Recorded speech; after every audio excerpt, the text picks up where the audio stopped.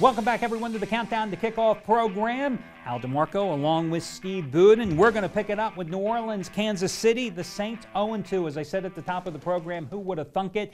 But this is a team that has some major problems. I mean, Drew Brees, 71% completions last year, 46 touchdowns, 14 interceptions. This year, through 2 games, 54% completions, 4 touchdown passes, 4 interceptions. But the law of averages says that Drew Brees is going to turn it around. The Saints are going to hammer somebody. The law of averages also says that the Saints have allowed 75 points with that horrific, pathetic defense, and I couldn't come up with any better adjectives. The law of averages says the Saints aren't getting any better defensively week after week. You know, I had a theory going into week 2. I called it the theory of relativity, and that is that any elite team that lost in week 1, I thought would have relatively no chance of losing in week 2. True with the Packers, true with the Steelers, true with the Giants. Not when we talk about the Saints. Obviously, they give up 35 points to Carolina. They go 0-2 for me, Al. This win, if they don't win now, their season is over. If you're ever going to bet the Saints and lay big wood, this is the week to do it. I'm going to lay the 9. I still don't have any confidence in them, but I will say this. You've got 2 teams in Kansas City and New Orleans that have each given up a combined 75 points in their first 2 games. This price is at 53. Why it's not at 67 is beyond me, because they might have 88 points in this game. You got to play the over in this game. I mean, this is just begging for the over, and the Saints have gone over 14 of their last 21 coming into this contest anyway.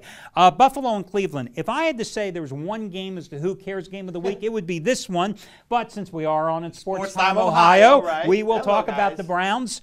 I don't have a lot to say about the Browns, but actually, listen, the Browns played much better last week, gave Cincinnati a run for its money. You know, Brandon Weeden, after having that horrific opening game performance against Philadelphia, faced a defense that he could actually put something together, and he played like the guy that was confident at Oklahoma State. 26 for 37, 322 yards. Trent Richardson, the rookie out of Alabama, big game, 109 yards rushing, 5.7 yards per carry. The Bills got hammered in week 1 by the Jets, and then they took advantage of 3 costly turnovers by Kansas City, jumped out to an early lead at home, and then rolled over Kansas City last week 35-17. But I still don't think the Bills are any good, and they don't have a good coach with Chan Gailey. Yeah, excuse me for not being a big believer in Buffalo, but Ryan Fitzpatrick just doesn't inspire me to put my hand in my pocket. Wait, that's a little creepy. Let me say that again. Ryan Fitzpatrick doesn't inspire me to put my hand in my wallet. So I'm going to go now with Cleveland Browns. I think they get this win. I mean, how ironic, you know, I mean, you're looking at a team, Buffalo, that's a 3-point road favorite that's only won 2 of its last 17 games straight up on the road. But you're asking them suddenly, because they beat Kansas City at home, you know, the team that just gave up 75 points in its first 2 weeks, suddenly you're asking them to lay wood at Cleveland. Browns actually can play some defense. You wouldn't know it in the first couple of weeks, but I think the Browns are the way to go in this contest. Would I bet it? No. Steve, let's move on to Philadelphia and Arizona. I think that this is a spot that you have to be very careful investing on the Eagles. You look at this number, 4.5. I think it's a trap.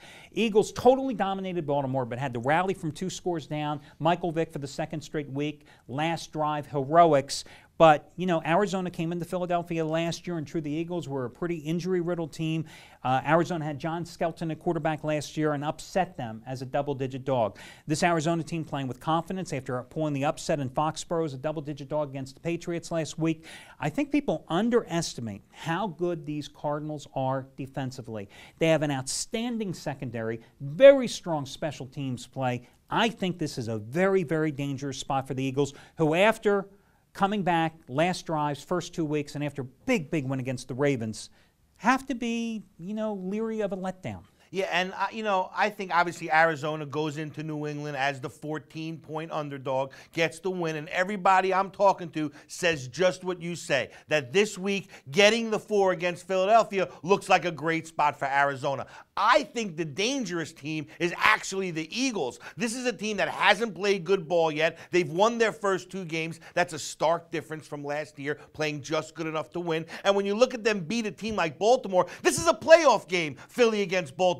That's a big win. It's not a small piece of change. Look, they had a bad first half. They came back. They had a great second half. They get that win. I think they improve again. I'm going against the public. Unfortunately, against you too. I'm going with the Eagles. Oh, no, you can go against me me because, listen, growing up outside of the Philadelphia area, I will be watching this game as a fan, but I'm smart enough not to put my money on Andy Reid lately, especially in this particular spot, because the Eagles are just 4-8 against the spread their last 12 as a favorite. And remember, they didn't come close to covering in the Cleveland game as a big chalk in week number 1. Meanwhile, Arizona has covered 9 of its last 12. Again, I think that with Arizona on a 12-5 run against the spread as a home dog, this is just a spot for me personally to stay away from this particular game. Steve, let's quickly talk about DraftStreet.com. $300 of my money at stake here, guys.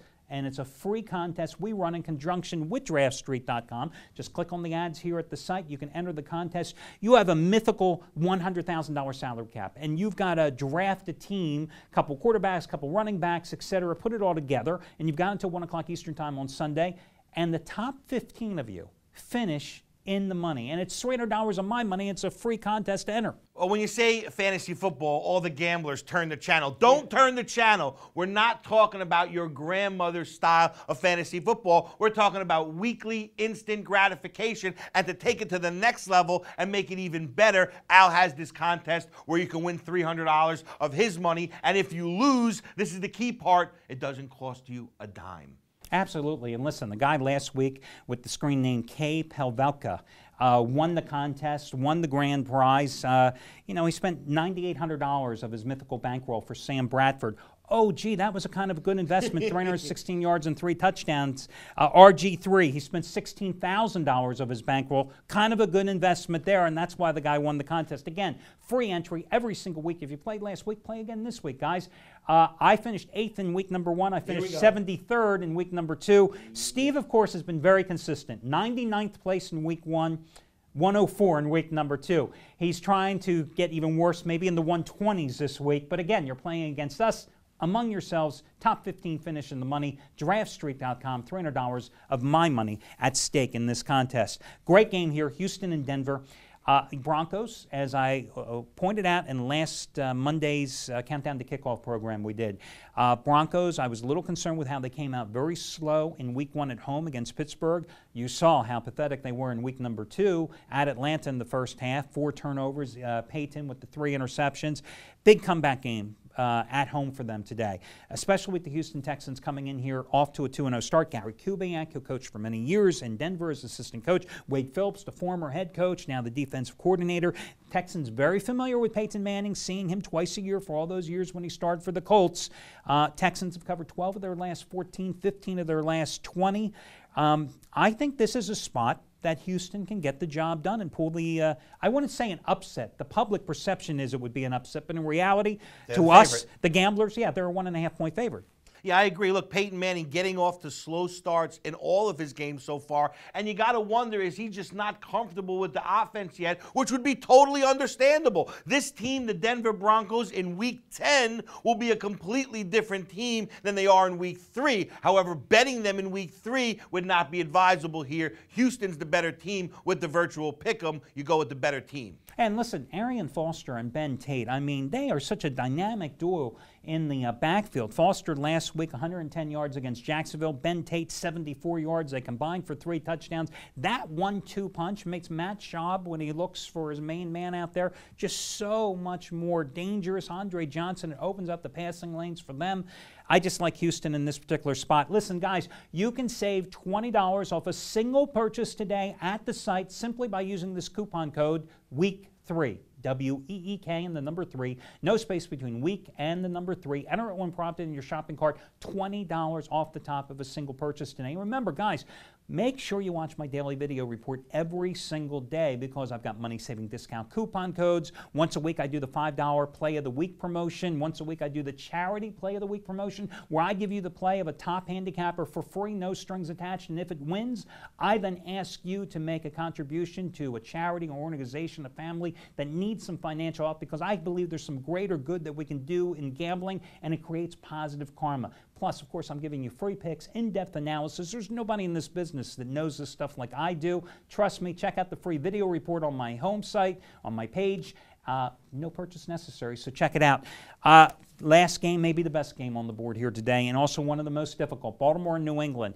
Who would have thought that you had two 1-1 teams coming into this matchup? And you know the history. You know how the Ravens shoulda, coulda, and woulda beaten New England last year in the AFC title game if Billy Cundiff, who has now been exiled, did not miss the potential game-tying field goal with 11 seconds left. If the receiver slips my mind, Evans I think was his name, if that potential touchdown pass didn't go through his hands, Joe Flacco would have been playing in the Super Bowl last year, not Tom Brady. Well, if my uncle had breasts, he'd be my aunt. But in the same respect, look, at the end of the day with New England, something's going on there, Al. Something's not right. Belichick, Wes Welker, they're phasing Welker out of the offense. He's in a contract year.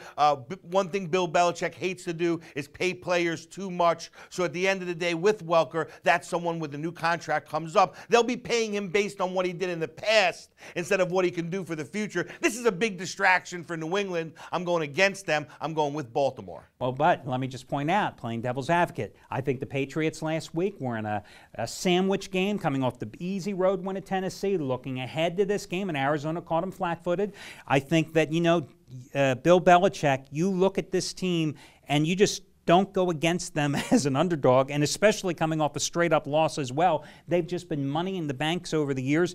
I watched that Baltimore game last week. This is not the Ravens defense of years gone by. They have gotten old. They didn't put any type of pass rush on Michael Vick. Well, they held on for dear life for the cover. I mean, they had a great first half, and the second half was all about holding on for dear life. Barely got the cover. Yeah, but you gave up 485 yards in that game. Listen, guys, I'm not going to tell you which side I like. It's my best bet on the entire weekend.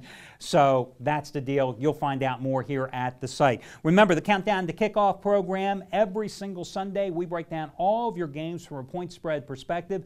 You get out the money-saving discount coupon code week 3 to save $20. You've got a chance to win $300 of my money playing with DraftStreet.com. Got a chance to get on the Baltimore crew, going for their 4th 50-dime winner in a row. I mean, a phenomenal run already after a 2-0 sweep last week. All that and more, guys, and we'll catch you next Sunday for another weekly edition of the Countdown to Kickoff program.